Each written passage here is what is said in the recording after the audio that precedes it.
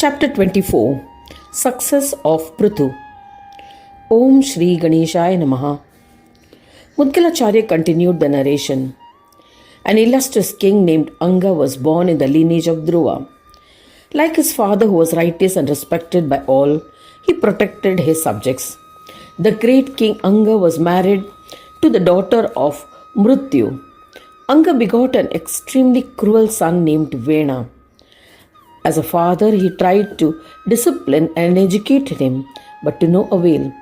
The disheartened king renounced the kingdom and went to the forest. The kingdom, on the other hand, bereft of a king, became the playground for thieves. They looted the subjects of everything.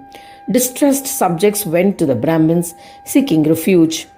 The Brahmins coronated Vena as a king and successor to the throne. The arrogant king Vena overpowered the thieves and firmly established his dominion on the land. He ruled, casting aside all law and order, spreading fear in neighboring provinces. His will was a law. Consequently, his subjects who observed the precepts of the 4 Varnashramas were unhappy. His subjects once again appealed to the wise Brahmins. When they tried to advise Vena, he retorted to the eminent Brahmins. He said, "I am the protector of all and to be worshipped. There is no doubt about it. O eminent Munis, since I look after your welfare, you must worship me."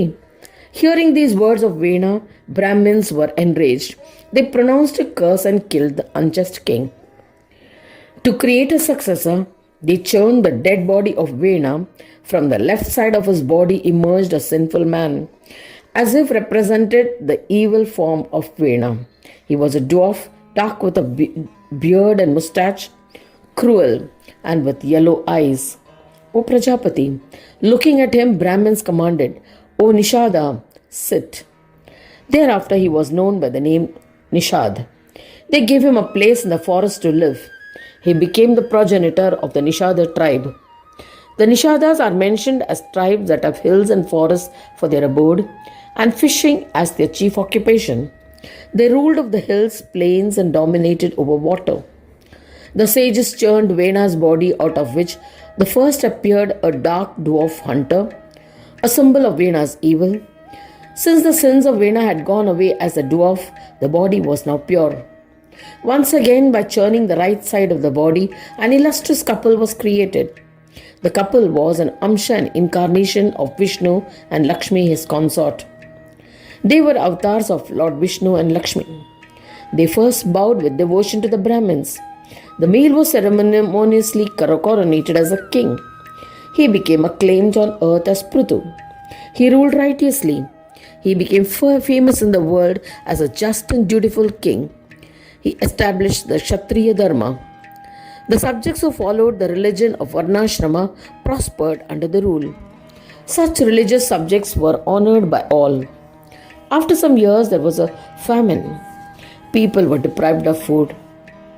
The famished and distressed subjects sought refuge with the king. Because of the immoral deeds of Vena, Mother Earth had devoured all the food. Though the new king Pruthu was an embodiment of virtues, she was not willing to produce any food. Unable to bear the sufferings of the subjects, the king was furious. After musing about, and in order to discipline Prithvi, he installed a powerful arrow on his bow to end the famine by slaying the earth and getting her fruits.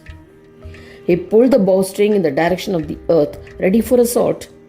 Seeing the king ready to strike at the earth, Prithvi, Mother Earth, was terrified. She assumed the form of a cow and fled. With the bow and arrow mounted firmly, King Pruthu, like Yama, Lord of Death, chased her. Finally, cornered by Pruthu, Mother Earth surrendered to the king. Trembling and with palms joined in reverence, she said, "O guardian of the earth, will you kill me, a woman who is a mine of abundance, such as medicinal herbs and food? O Kshatriya, please pardon me. I have come to you seeking shelter. Please spare me." Heeding to her pleas, the king replied, "I shall kill you if you do not obey my orders immediately. O Vasundhara, if you wish to live, you must release the food that you have swallowed. This is without doubt." Prithvi replied humbly, O king, how can I yield the medicinal herbs and plants that I have already swallowed? Hence, O eminent king, you must first make me an even plateau. Then I shall assume the form of a cow. Anyone can obtain with certainty all the medicinal aspects from me in the form of milk. Let someone approach me as a calf, and I shall return all vegetarian and grains as my milk. Also, please appoint a milker. This will lead to prosperity. Otherwise, O guardian of the earth, your killing me would be in vain. Hearing her words, King Pruthu shattered many mountains with his arrows and leveled the earth. Later, he constructed well-planned cities and towns on it. Since then, the concept of towns and city planning came into existence. King Pruthu accepted the earth as a daughter, and hence she is known by the name Prithvi. He transformed Manu into a calf and he became the milker. The milk she gave was like food, was enriched with 6 flavors. Later, residents from all 3 worlds arrived to milk the cow. The form assumed by Prithvi was Sundara. Each one wholeheartedly blessed her as she was the giver of food in the form of milk.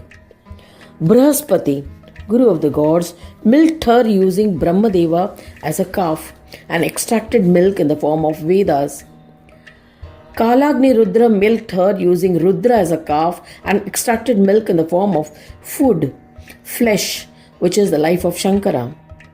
Indra milked her using Vishnu as a calf and extracted milk in the form of karmas, which are the basis of yajnas. Dhruva milked her using Surya as a calf, extracting milk in the form of lustre, which is the life of the constellations. Seshanaga was used as a calf by Vasuki, who reveled in milk and extracted milk, which was the food of the snakes. Nandikeshwara, bereft of ego, milked her using Shiva as a calf and extracting milk in the form of knowledge. In this manner, Devas and every animate and inanimate on earth, established by Pruthu, received their nourishment. King Pruthu paid obeisance to earth and treated her as his daughter. She too was extremely happy. In this manner, after milking Prithvi of her nutrition in the form of milk, King Pruthu ruled with law and order and later became the sovereign emperor. Thereafter, the powerful King Pruthu commenced 100 Ashwamedha yajnas. He made generous donations. The Ashwamedha is a horse sacrifice ritual followed by the Shrauta tradition of Vedic religion. It was used by ancient Indian kings to prove their imperial sovereignty. A horse, accompanied by the king's warriors, would be released to wander for a period of 1 year. In the territory it traversed by the horse, any rival could dispute the king's authority by challenging the warriors accompanying it. After 1 year, if the enemy had managed to kill or capture the horse, the animal would be guided back to the king's capital. It would then be sacrificed and the king would be declared as an undisputed sovereign. Even Brahma, Vishnu and Shankara were present. Indra and other devas attended the yajnas along with Gandharvas, celestial musicians. Kashyapa and other rishis, Sesha along with other Naga chiefs and other dignitaries along with their wives attended the yajna. When Pruthu was performing the 100th Ashwamedha yajna, Indra became worried. He who performs 100 such sacrifices is rewarded with the post of Indra. Indra, disguised as a sannyasi, clad in rags with matted hair, arrived and fled with the horse selected for the yajna. The son of Pruthu caught him. He then abandoned the horse and fled. He spared the ascetic Indra. The next time he disguised himself by smearing bone ash and pretending to be a Shaiva ascetic who carries human skulls and uses it as a receptacle for his food, and fled with the horse of Ashwamedha yajna. Pruthu's son caught him again in the act but spared him. In this manner, Indra abducted the horse 6 times. Fed up, Emperor Pruthu decided to kill Indra.